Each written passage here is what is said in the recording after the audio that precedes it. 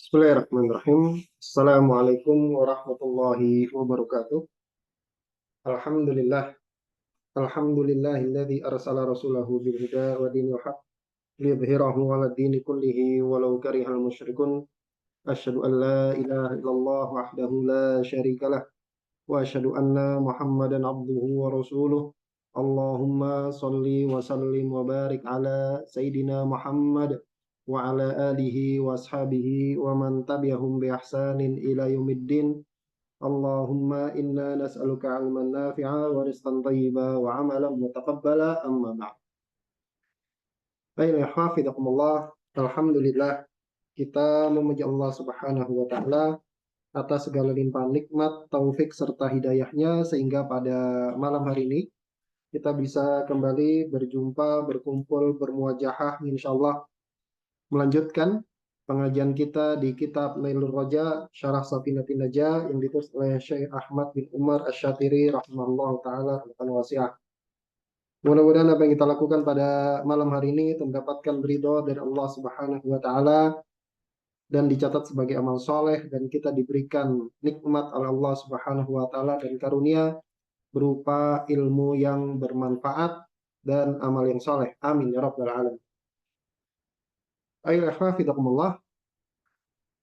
pada pertemuan sebelumnya kita sudah membahas seputar waktu-waktu yang terlarang untuk sholat. Kemudian setelah penulis membahas tentang waktu-waktu yang terlarang untuk sholat, beliau membahas atau masuk dalam pasal yang baru, yaitu saktatus sholat. Momen atau waktu yang disunahkan bagi orang yang sholat untuk diam sejenak di dalam sholat. Kita lihat di sini, Bismillahirrahmanirrahim. Qala al-musannifu rahimahullahu taala rahmatan wasi'ah wa nafa'ana bi ulumi fi darni amin. Berkata penulis Allah, faslun, pasal, saktatus sholati sittun. Ya, momen diam sejenak di dalam sholat itu ada 6. Ada 6. Yang pertama adalah bainat takbiratul ihrami wa du'ail istiftahi. Antara takbiratul ihram dan doa istiftah. Jadi habis takbir Allahu Akbar, sebelum membaca doa istiftah, maka disunahkan untuk diam sejenak. Kemudian yang kedua, wa baina du'ail istiftahi wa ta'awudhi. Antara doa istiftah dan ta'awudh. Antara doa istiftah dan ta'awudz. Jadi setelah baca doa istiftah, sebelum membaca ta'awudz, maka disunahkan untuk diam sejenak.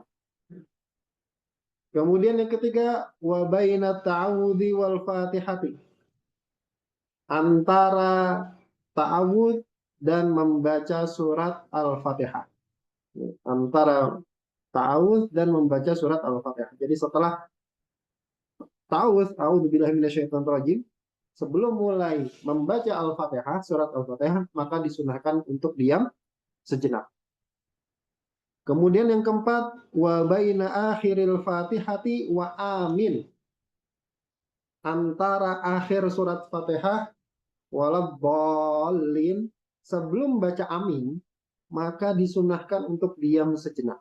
Nah, ini untuk menambah kekhusyuan ya. Karena biasanya kalau langsung itu agak terburu-buru, sholatnya agak terburu-buru.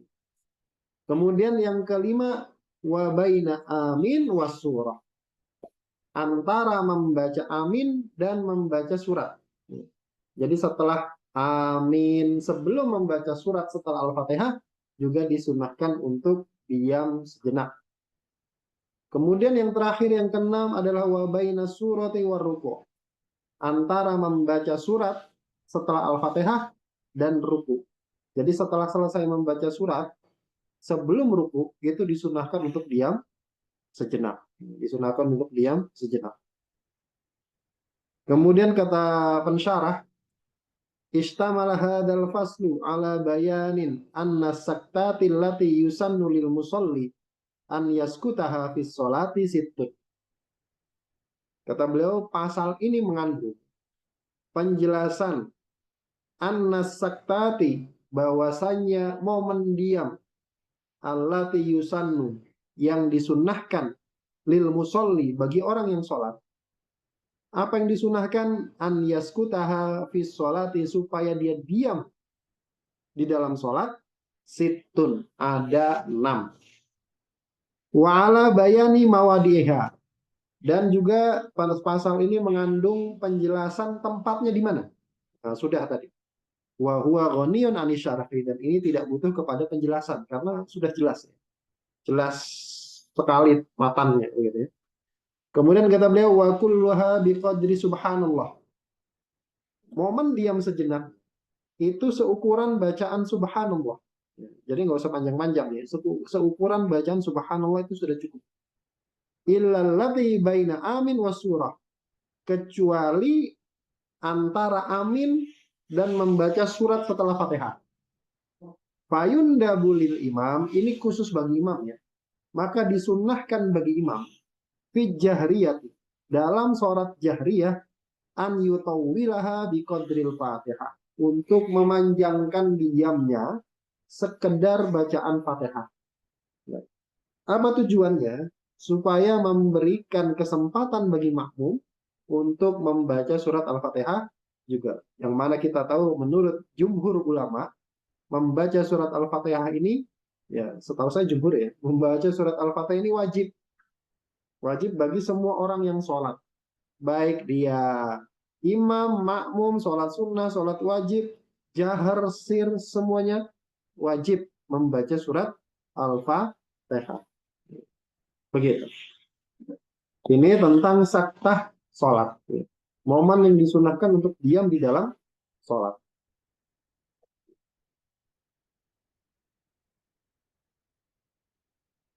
Kemudian yang berikutnya, beliau mengatakan faslun, pasal. Al-arkanul lati talzamu fiha tuma'ninatu arba'atun. Rukun yang wajib di dalam rukun tersebut untuk tuma'ninah itu ada 4. Jadi harus tuma'ninah. Rukun yang butuh tuma'ninah. Yang pertama adalah ar-ruku'u, ruku. Kemudian yang kedua wal i'tidalu, i'tidal. Kemudian yang ketiga was-sujudu, sujud. Kemudian yang keempat wal julusu bainas sajdataini, duduk di antara 2 sujud. Nah, ini 4 rukun yang butuh tumakninah. Nah, tumakninah itu sendiri apa? At-tumakninatu hiya. Tumakninah adalah sukunun ba'da harokatin, yaitu diam setelah bergerak. Bihaitsu yastaqirru kullu idwin atau udwin mahallahu biqadri subhanallah. Yang mana setiap anggota tubuhnya itu istaqarra, diam, ajak pada tempatnya. Diam, ajak pada tempatnya, tenang dulu, seukuran bacaan subhanallah. Jadi harus diam sejenak, yang mana anggota tubuhnya menempati tempatnya, seukuran bacaan subhanallah. Kemudian kalau istamal hadal faslu ala bayani mawadi'it tuma'ninati al-wajibati. Pasal ini mengandung penjelasan tempat-tempat tumakninah yang wajib. Wa ta'rifiha, dan definisi tumakninah. Wa qad taqaddamal kalamu ala dzalika fi arkanis shalah, dan penjelasannya sudah berlalu dalam pembahasan tentang atau seputar rukun-rukun sholat. Jadi di dalam rukun sholat sudah kita jelaskan ya, sampai tuntas tentang tumakninah tersebut. Kemudian kita masuk pada pasal yang kita maksudkan. Kata beliau faslun, pasal. Asbabu sujudi sahwi arba'atun. Sebab sujud sahwi ada 4. Jadi sebab seseorang itu sujud sahwi, dianjurkan untuk sujud sahwi itu ada 4. Nah, sujud sahwi itu sendiri, itu dia disyariatkan pada semua sholat. Pada setiap sholat. Kecuali sholat jenazah. Kecuali sholat jenazah. Jadi semua sholat, bahkan nanti akan dijelaskan ya. Sujud syukur, sujud tilawah, itu kalau ada kekurangan, ada kholal di situ, itu juga disunahkan untuk sujud sahwi. Baik, kita lihat penjelasan. As-sahwu lughatan, kata sahwun atau sahwi gitu ya, secara bahasa adalah an-nisyanu, lupa. Jadi sahwi secara bahasa itu lupa. Jadi sujud sahwi itu sujud karena lupa. Wal muraduhuna, tapi yang dimaksudkan dalam bab sujud sahwi di sini adalah mutlaqul kholalil waqi'i fi shalah. Ya. Kekurangan secara mutlak yang terjadi di dalam sholat. Jadi adanya khalal, adanya kekurangan di dalam sholat secara mutlak. Entah itu terjadi karena lupa ataupun sengaja. Lebih-lebih sengaja. Gitu.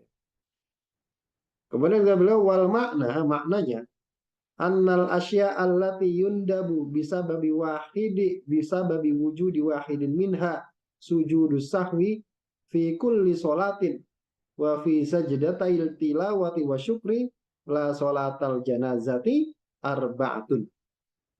Maknanya, annal asya'a, bahwasanya hal-hal yang disunnahkan bisa babi wujudi wahidin minha, dengan sebab adanya salah satu dari hal-hal tersebut. Disunahkan untuk apa? Sujud sahwi. Disunahkan untuk sujud sahwi. Fi kulli sholatin, pada seluruh sholat. Nah ini juga faedah bahwasanya sujud sahwi itu tadi disunahkan atau disyariatkan pada seluruh sholat yang terjadi khalal, yang terjadi kekurangan tadi. Wa fi sajdatai tilawati wa syukri. Dan juga pada sujud tilawah dan sujud syukur. Nah, sujud tilawah dan sujud syukur kok disunahkan untuk sujud sahwi?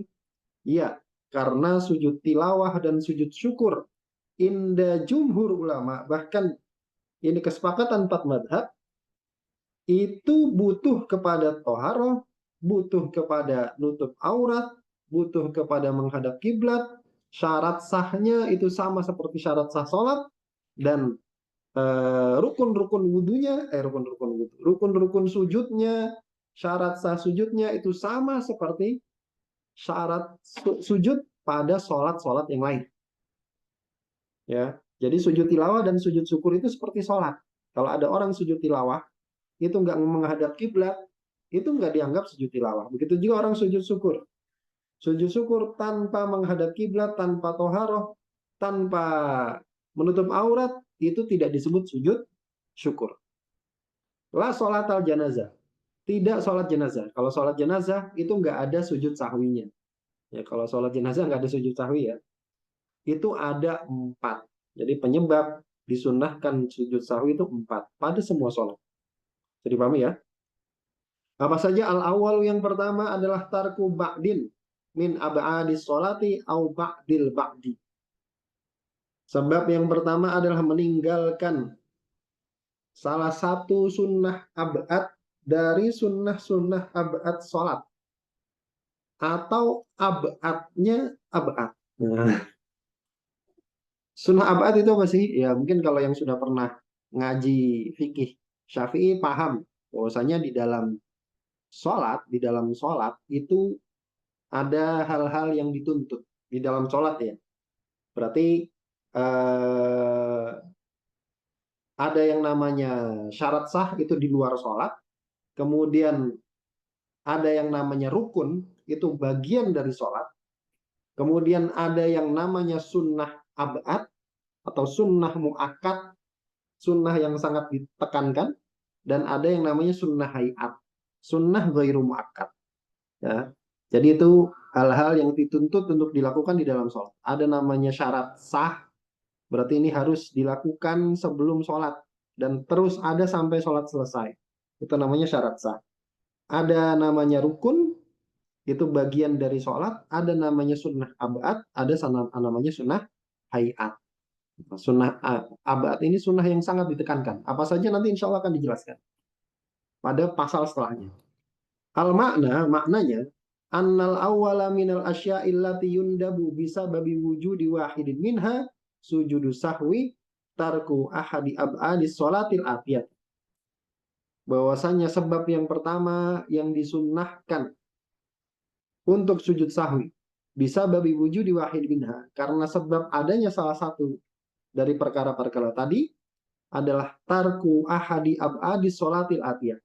Meninggalkan salah satu sunnah ab'ad. Ya, meninggalkan salah satu sunnah ab'ad atiyah. Yang nanti akan dijelaskan apa saja. Yang nanti akan dijelaskan apa saja. Au kalimatin. Atau satu kata dalam sunnah ab'ad.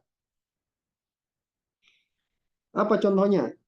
Sunnah ab'ad. Contohnya sunnah ab'ad itu kalau dalam madhab syafi'i adalah tahiyat awal. Atau tasyahud awal. Tasyahud awal itu sunnah ab'ad. Yang mana kalau ditinggal, atau karena kalau kelupaan, maka disunnahkan untuk sujud sahwi. Dan kalau tidak sujud sahwi, ya sholatnya sah. Ya kenapa? Karena hukum sujud sahwi di sini adalah sunnah. Hukum sujud sahwi ini adalah sunnah. Baik. Tahiyat awal. Tahiyat awal itu ada, tahiyat awal itu bacaannya dan duduknya. Bacaannya itu kan harus ada yang bacaan wajib. Contohnya at-tahiyatulillah. At-tahiyatulillah. Kemudian kalau at-tahiyatul mubarakatus sholawatut thayyibat itu sunnah. Yang wajib cuma at-tahiyatu lillah. Tapi at-tahiyatul mubarakatus sholawatut thayyibat yang 3 berikutnya itu sunnah. Jadi kalau ditinggal yang at-tahiyatul al-mubarakah as-sholawat at-thayyibat itu kalau ditinggal maka sholatnya tidak batal. Dan tidak disunahkan untuk sujud sahwi. Tapi kalau yang misalkan yang ketinggalan itu bacaan at-tahiyatulillahnya. At-tahiyatulillahnya itu ketinggalan, nggak kebaca, maka orang tersebut disunnahkan untuk sujud sahwi. Ini kasusnya dalam tahiyat awal ya, tahiyat awal. Kalau tahiyat akhir itu dia rukun. Dia rukun. Tapi kalau tahiyat awal ini statusnya sunnah abad. Ya, jadi kalau satu kata dari rangkaian bacaan yang wajib untuk diucapkan, rangkaian bacaan sunnah abad apa? Satu kata saja dari rangkaian bacaan sunnah abad yang harus dibaca itu ketinggalan, maka disunnahkan untuk sujud sahwi. Aw harfin minhu atau satu huruf dari bacaan sunnah abad tadi yang wajib dibaca. Sunnah abad yang nggak boleh ditinggal gitu ya, nggak boleh ditinggal meskipun statusnya sunnah. Artinya kalau ditinggal kesunahannya hilang gitu, dia tidak dianggap melakukan sunnah tersebut. Kalau hilang salah satu huruf saja itu juga disunahkan untuk sujud sahwi walau amdan, meskipun sengaja ya, meskipun sengaja maka disunahkan untuk sujud sahwi. Ini yang pertama, jadi meninggalkan salah satu dari sunnah-sunnah abad ya. Kemudian yang kedua, asani adalah fi'lu ma yubtilu amduhu wa la yubtilu sahuhu idza fa'alahu nasya. Yang kedua, sebab sujud sahwi yang kedua adalah fi'lu ma yubtilu amdu. Melakukan apa yang kalau sengaja itu batal sholatnya. Wa la yubtilu sahuhu. Tapi kalau lupa tidak batal sholat. Jadi melakukan sesuatu yang kalau dilakukan sengaja, dilakukan ya. Kalau dilakukan sengaja, sholatnya batal. Kalau dilakukan lupa, nggak batal. Idza fa'alahu nasiyan. Itu kalau dilakukan karena lupa. Jadi kalau dia lakukan karena lupa, sholatnya nggak batal, tapi disunahkan untuk sujud sahwi. Tapi disunahkan untuk sujud sahwi. Taib. Nanti insya Allah juga kita akan bahas tentang pembatal-pembatal sholat ya, apa saja ya. Jadi kalau dilakukan sholat sengaja sholatnya batal, kalau lupa nggak batal, tapi disunahkan sujud sahwi. Gitu. Maknanya an-natsaniya minal asya'i allati yundabu bisababi wujudi wahidin minha sujudu sahwi an yaf'alal musolli nasiyan. Ya. Yang kedua dari hal-hal yang disunnahkan untuk sujud sahwi karena sebab adanya salah satu dari perkara-perkara tadi itu adalah an yaf'alal musolli nasiyan, yaitu adalah orang yang sholat melakukan sesuatu karena lupa, atau au jahlan ma'dzuran, atau karena ketidaktahuan yang dapat udzur. Berarti ada ketidaktahuan yang tidak dapat udzur. Jadi tidak semua ketidaktahuan itu dikasih udzur atau dispensasi. Bahkan di dalam fikih ada ketidaktahuan yang ghairu ma'dzur, tidak dikasih dispensasi. Au jahilan ma'dzuran, atau ketidaktahuan yang dapat udzur. Syai'an amduhu mubtilun lisolat wa sahwuhu ghairu mubtilin naha. Sesuatu yang sengajanya itu membatalkan sholat dan lupanya tidak membatalkan sholat. Contohnya apa? Kal uklil qalil. Contohnya makan yang sedikit. Makan yang sedikit tuh gimana, misalkan di mulutnya ada bekas makanan. Di mulutnya ada bekas makanan, ada yang nyelip. Terus lagi sholat dia pakai lidahnya dimain-mainin, terus dia telan atau ketelan, ya, karena lupa, terus ingat dia, oh iya nggak boleh makan dalam sholat meskipun yang nyelip di gigi, maka ketika itu dia disunnahkan untuk sujud sahwi. Kapan sujud sahwinya? 2 kali sebelum salam. 2 kali sebelum salam. Jadi sujud sahwi itu 2 kali sebelum salam. Meskipun yang lupanya itu banyak. Atau dia mengerjakan kholal, mengerjakan lupa begitu. Di dalam sholat itu lebih dari satu. Misalkan tadi makan karena lupa gitu.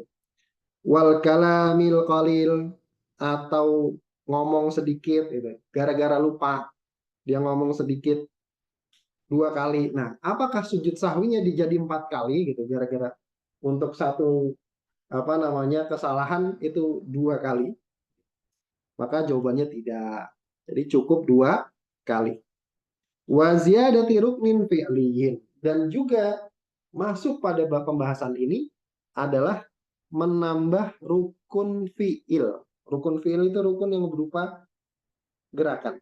Rukun yang berupa gerakan. Contohnya apa? Misalkan lupa sujud 3 kali. Sujudnya 3 kali, kan biasanya sujud 2 kali, 1, 2. Ini 3 kali, gara-gara lupa. Maka disunahkan untuk sujud sahwi. Kalau sengaja orang sujud 3 kali batal kan?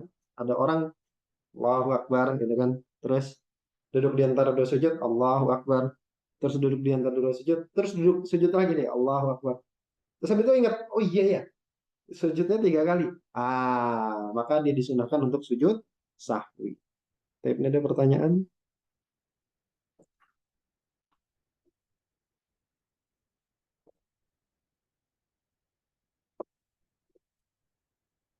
Oh, kalau dalam pandangan madhab Syafi'i, memakan makanan yang kemudian itu dikasih nama dengan nama yang haram, selama itu bukan huruf, maka pendapat Syafi'iyah itu haram.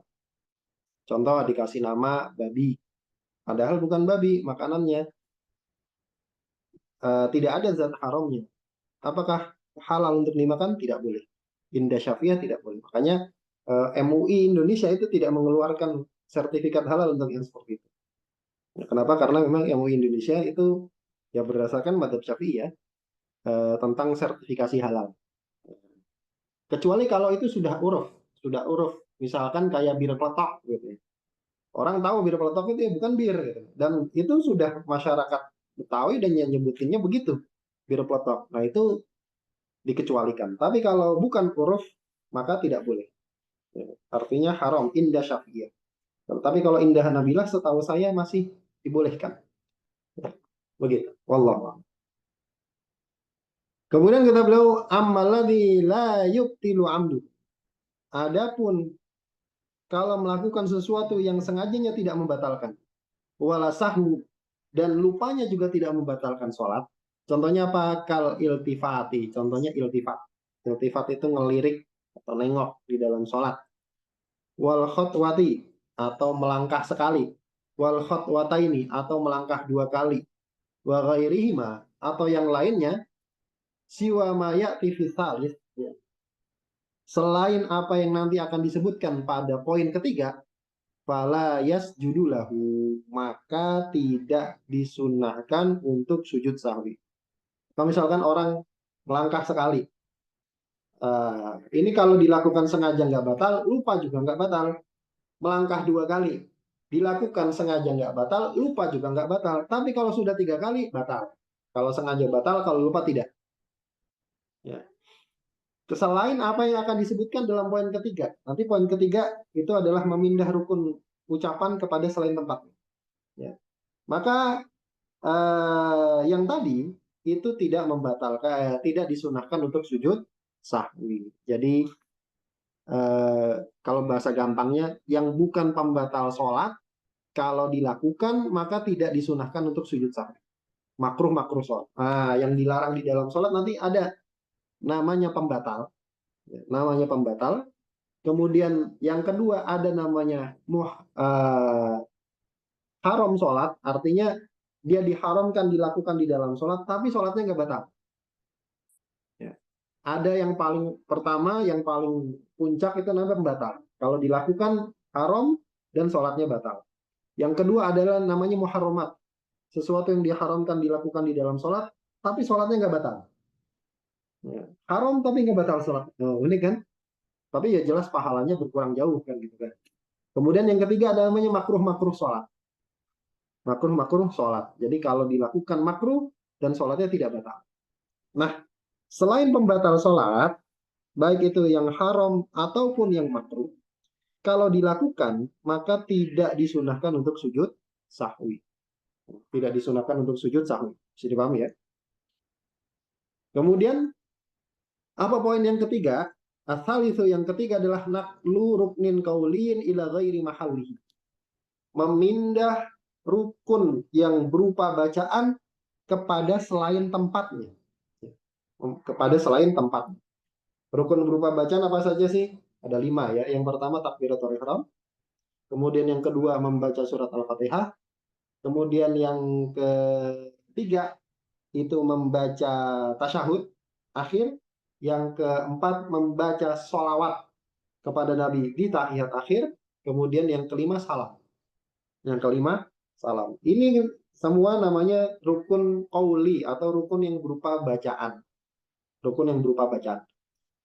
Nah, kecuali yang nomor 1 sama nomor terakhir, kecuali takbiratul ihram dan salam, yang 3 tadi, itu kalau dibaca pada selain tempatnya, itu disunahkan untuk sujud sahwi. Disunahkan untuk sujud sahwi.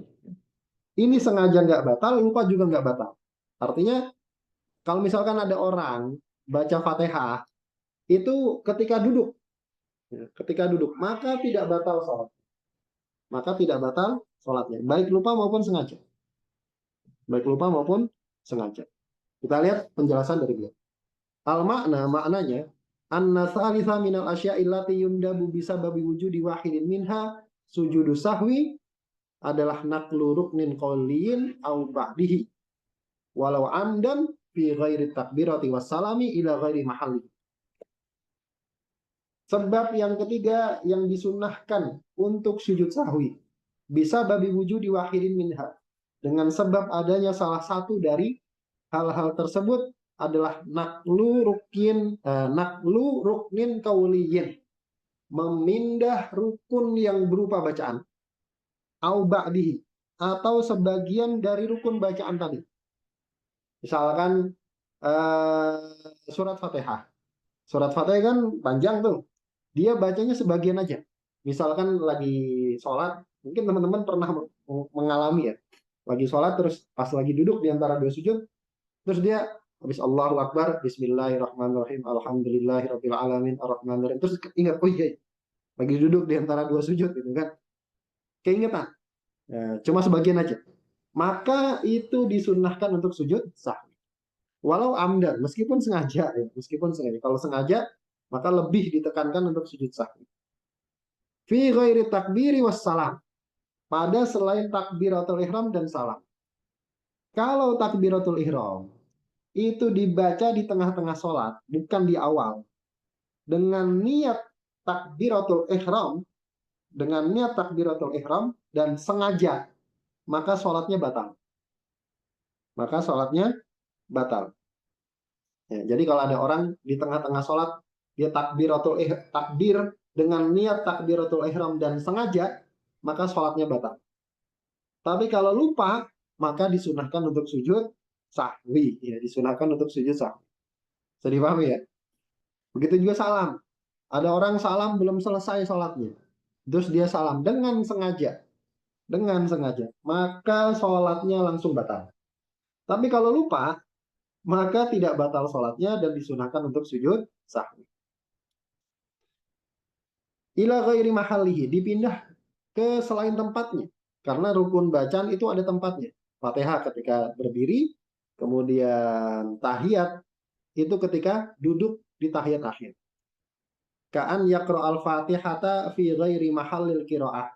Karruku. Contohnya dia membaca surat al-fatihah pada selain tempat membaca fatihah. Karruku. Contohnya ketika ruku. Contohnya ketika ruku. Dia baca fatihah ketika ruku.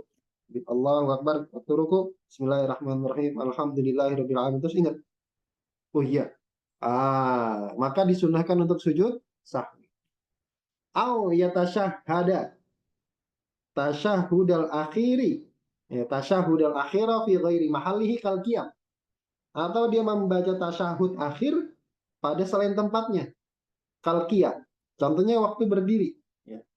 Au yusolli ala nabi sallallahu alaihi wasallam fi ghairi mahalli salati ala nabi kasujud. Atau dia bersolawat, membaca solawat kepada nabi pada selain tempatnya solawat. Tempatnya solawat kan harusnya pada duduk tahiyat akhir. Maka dibaca di waktu sujud kas sujud. Maka ini semua disunahkan untuk sujud sahwi. Kemudian kata beliau, wa mislu rukni fi hadzal hukmi as-suratu wa tasyahudul awwalu. Yang semisal dengan hukum ini adalah membaca surat. Membaca surat. Nah, membaca surat ini kan sunnah. Membaca surat setelah Fatihah ini kan sunnah, bukan rukun. Tapi kalau ada orang membaca surat pada selain tempatnya, bukan pas berdiri, misalkan dibaca waktu ruku, maka disunnahkan untuk sujud sahwi. Misalkan habis Allahu Akbar, terus dia baca surat Bismillahirrahmanirrahim, Alif Lam Mim, dzalikal kitabul la raiba fihi, misalkan gitu, misalkan. Terus dia ingat, maka juga disunnahkan untuk sujud sahwi. Wa tasyahudul awwalu, atau membaca tasyahud awal. Jika dibaca atau jika bacaannya dipindah tidak pada tempatnya, maka sujud sahwi secara mutlak. Ya, sujud sahwi secara mutlak. Meskipun tasyahud awal itu sunnah ab'ad. Sunnah ab'ad. Nanti akan kita pelajari. Amma ghairuhuma, adapun selain membaca surat dan tasyahud awal, minas sunani wal ab'adi, baik itu berupa sunnah hayat ataupun sunnah ab'ad, fa fi naqlihi tafsilun madkurun fil mutawwalat. Maka memindahnya itu ada rincian yang disebutkan dalam kitab-kitab yang panjang. Ya. Dalam kitab-kitab yang panjang. Ini tak kasih spill aja ya. Terkait memindah terkait memindah bacaan, memindah bacaan selain rukun. Berarti yang sunnah ataupun abad pada selain tempatnya. Ini ada dua pendapat. Yang pertama menurut Ar-Ramli, ya, menurut Ar-Ramli, sunnah-sunnah lain dan sunnah abad yang lain yang berupa bacaan, kalau dipindah pada selain tempatnya, misalkan bacaan sujud dibaca waktu ruku, ya, dibaca waktu ruku, bacaan ruku dibaca waktu sujud, maka tidak disunnahkan untuk sujud sahwi secara mutlak. Ya, menurut Ar-Ramli. Jadi sunnah bacaan yang lain itu kalau dipindah di selain tempatnya, maka tidak disunahkan untuk sujud sahwi secara mutlak. Ya. Selain surat dan tasyahud awal tadi ya. Kemudian pendapat yang kedua menurut Imam Ibnu Hajar. Beliau mengatakan jika mindah zikir sujud ya, dibaca waktu ruku dengan niat zikir sujud, maka sujud sahwi. Ya, ulangi ya. Jika ada orang memindah zikir sujud subhana rabbiyal a'la kan waktu sujud kan. Terus dia baca waktu ruku. Waktu ruku dia baca subhana rabbiyal a'la wa bihamdi. dengan niat sebagai zikir sujud, maka dia sujud sahwi. Tapi kalau tidak, maka tidak disunahkan untuk sujud sahwi. Atau sebaliknya dia membaca zikir ruku subhana rabbiyal azimi wa bihamdi dibaca waktu sujud. Waktu sujud kan harusnya subhana rabbiyal a'la. Kok dia waktu sujud bacanya subhana rabbiyal azimi dengan niat sebagai zikir ruku. Dengan niat sebagai zikir ruku, maka disunahkan untuk sujud sahwi. Tapi kalau tidak, artinya kalau tidak sengaja gitu ya, karena lupa atau yang lainnya, berarti kan tanpa niat itu, maka tidak disunahkan untuk sujud sahwi. Sudah dipahami nih? Kemudian yang terakhir, yang keempat, di antara sebab-sebab sujud sahwi adalah rabiu iqa'u ruknin fi'liin ma'ahtimali ziyadah. Adalah meletakkan rukun yang berupa gerakan, rukun fi'il, ma'ahtimali ziyadah, disertai dengan adanya kemungkinan tambahan. Adanya kemungkinan tambahan. Maksudnya gimana kita lihat? Maknanya anna rabi'a minal asya'i allati yundabu bisababi wujudi wahidin minha sujudu sahwi an yuqa asal musolli ruknan fi'liyan min arkanis sholati wa huwa mutaraddidun. Sebab yang keempat yang disunahkan dengan sebab adanya salah satu dari hal-hal tersebut disunahkan untuk sujud sahwi adalah an yuqa al musolli ruknan fi'liyan min arkanis sholat. Yaitu orang yang sholat itu meletakkan atau menjatuhkan atau melakukan rukun fi'il, rukun yang berupa gerakan dari rukun-rukun sholat. Rukun yang berupa gerakan itu apa saja? Berdiri, ruku, kemudian sujud, duduk di antara dua sujud, kan? Itu kan rukun yang berupa gerakan. Wahwa mutaraddidun, dalam keadaan dia ragu-ragu. Dia ragu-ragu. Ragu-ragu apa? Ala fi'lihi fi ziyadatihi. Ketika melakukan gerakan tersebut fi ziyadatihi, dalam tambahan. Contoh, orang ragu. Orang ragu misalkan udah sujud satu kali atau dua kali. Ada orang ragu nih, lagi sholat ragu. Nih sujud saya nih udah sekali apa dua kali kan? Yang harus dilakukan apa? Yang harus dilakukan adalah nambah satu kali kan? Ya, nambah satu kali. Kenapa? Karena harus. Ada orang sholat ketika sujud, kemudian dia ragu. Ini sekali apa dua kali? Oh, dia harus nambah sekali lagi. Nah, berarti ketika dia melakukan sujud sekali lagi, dia sedang melakukan rukun yang berupa gerakan dalam keadaan ada kemungkinan tambahan. Ada kemungkinan kan itu sujud ketiga kan gitu kan? Ya, ada kemungkinan sujud ketiga. Maka ketika itu dia disunahkan untuk sujud sahwi. Ya, maka ketika itu dia disunahkan untuk sujud sahwi. Meskipun setelah berlalunya waktu, artinya setelah berdiri dia ingat, oh iya ya tadi itu sujud ketiga gitu. Sujud ketiga. Maka kalau ingatnya setelahnya, maka tetap disunahkan untuk sujud sahwi. Kenapa? Karena ketika dia melakukannya, dia dalam keadaan ragu. Ketika dia melakukannya, dia dalam keadaan ragu. Kalau ingat setelahnya, maka tetap disunahkan sujud sahwi atau enggak? Jawabannya iya. Ya, karena memang yang dimaksud adalah waktu melakukannya dia dalam keadaan ragu. Bukan harus ragu terus, bukan. Tapi waktu melakukannya dia dalam keadaan ragu. Bisa dipahami ya? Gitu. Menurut pertanyaan. Misalnya saya sholat jamaah dengan anak yang belum balik. Niat sholat apa? Niat sholat saya apa? Saya imam lillahi ta'ala atau lillahi ta'ala? Kalau jadi imam, ini maksudnya jadi imam atau jadi makmum? Jadi imam atau jadi makmum?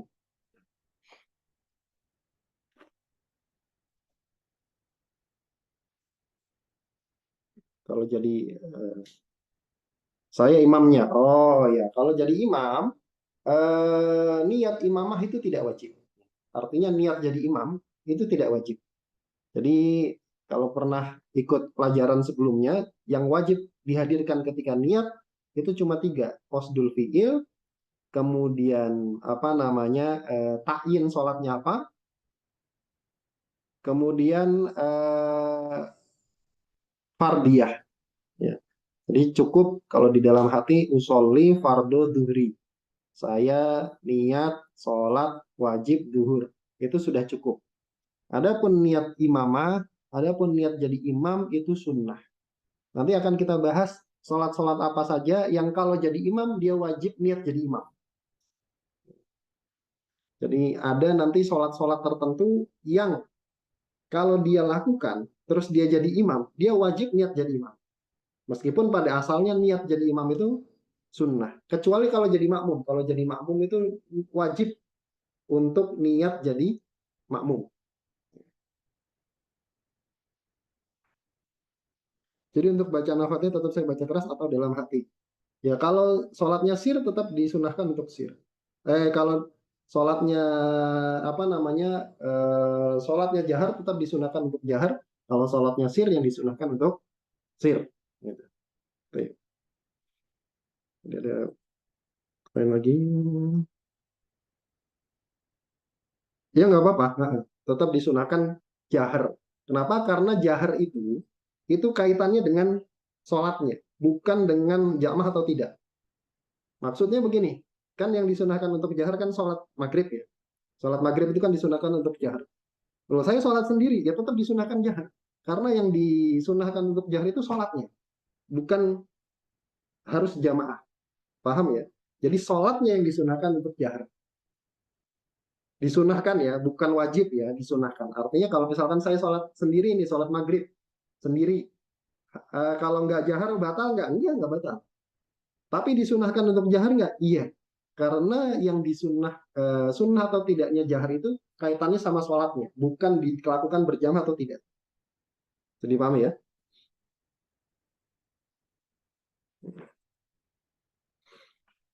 T. Kalau ingatnya setelah contoh kita lihat ya. Kaan yatarod dada fitar ruku. Contohnya ada orang ragu dalam meninggalkan ruku. Awis sujud atau sujud.